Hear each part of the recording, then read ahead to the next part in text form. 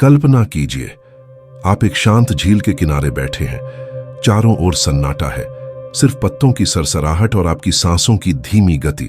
अचानक आपके भीतर से एक आवाज उठती है, अब बस करो, थक गए हो। कोई बाहरी शोर नहीं, फिर भी कुछ बोल रहा है। यही है अंतरात्मा की आवाज। अंतरात्मा, इनर सेल्फ का अर्थ है वह शुद्ध चेतना, प्योर कॉन्शियसनेस, जो हमारे भीतर हमेशा जागृत रहती है, लेकिन जिसे हम अक्सर अनसुना कर देते हैं। द भगवद गीता में श्री कृष्ण अर्जुन से कहते हैं, उद्धरेदात्मनात्मानम नात्मानम वसादयेत, अर्थात अपनी आत्मा को स्वयं ऊंचा उठाए, गिरने न दे। इसका गहरा मतलब है, हमारे अंदर कोई ऐसा स्रोत है जो हमें रास्ता दिखा सकता है, बशर्ते हम उसे सुनना सीखें। एकहार्ट टोले ने द पावर ऑफ नाउ में लिखा है, the voice in your head is not who you are the awareness behind it.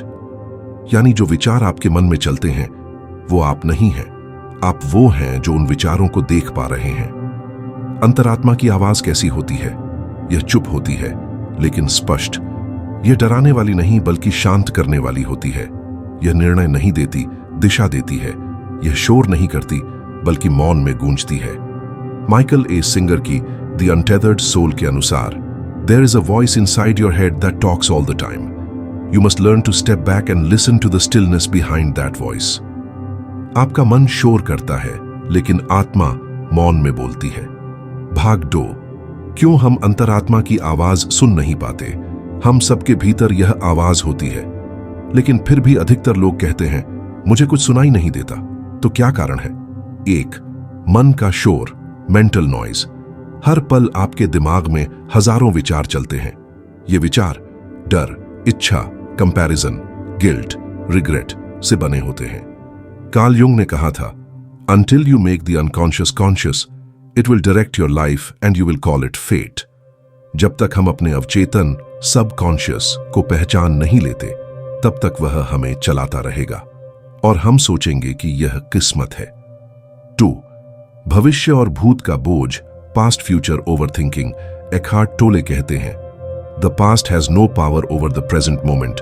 लेकिन हमारा मन या तो पुरानी गलतियों में अटका रहता है या भविष्य की चिंता में उलझा रहता है, और अंतरात्मा सिर्फ एक ही जगह बोलती है, वर्तमान, प्रेजेंट मोमेंट में। 3, बाहरी आवाजों का प्रभाव। समाज, परिवार, धर्म, मीडिया सब हमें बताते हैं कि क्या करना चाहिए। इन बाहरी आवाजों के बीच हम अपनी असली आवाज खो बैठते हैं। रूमी ने कहा था, there is a voice that doesn't use words, listen. यह आवाज शब्दों में नहीं बोलती, लेकिन जब आप इसे सुन लेते हैं तो पूरी जिंदगी बदल जाती है। 4, भय, फियर।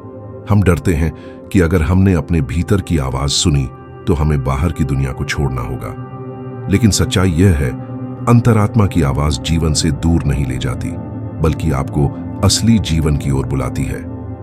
भाग 3, जब अंतरात्मा बोलती है तब क्या होता है? मान लीजिए आप पहली बार अपनी अंतरात्मा को सुन पाते हैं। कोई हल्की सी फुसफुसाहट, कोई भावना या कोई स्पष्ट वाक्य जो आपके भीतर से आता है। तो फिर क्या होता है? 1, भीतर का विरोध, इनर रेजिस्टेंस। आपका मन कहेगा, यह क्या पागलपन है? लेकिन दिल कहेगा, इसी दिशा में चलो।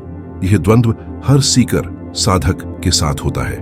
महावीर, बुद्ध, मीरा, संत कबीर सबने पहले समाज के विरुद्ध और अपनी आत्मा के पक्ष में चलने का साहस किया। 2, जीवन बदलने लगता है। आप छोटी छोटी बातों में भी मीनिंग, अर्थ खोजने लगते हैं। जो रिश्ते नकली होते हैं वो टूटने लगते हैं। जो रास्ते आपके नहीं थे वो छूटने लगते हैं, और धीरे धीरे एक नई क्लैरिटी, स्पष्टता आती है। गैरी ज़ुकाव की the seat of the soul में लिखा है, When the personality comes fully to serve the energy of the soul, that is authentic empowerment. जब आपका आउटर पर्सनैलिटी, बाहरी व्यक्तित्व, आपकी आत्मा की सेवा में आ जाए, तब असली शक्ति मिलती है। 3, आपकी ऊर्जा बदल जाती है। लोग कहने लगते हैं, तुम बदल गए हो। आप में कोई गहराई आ जाती है। शब्दों के बिना भी शांति महसूस होती है, और यही संकेत है कि आपने अंतरात्मा की आवाज न सिर्फ सुनी बल्कि उसे अपनाया है।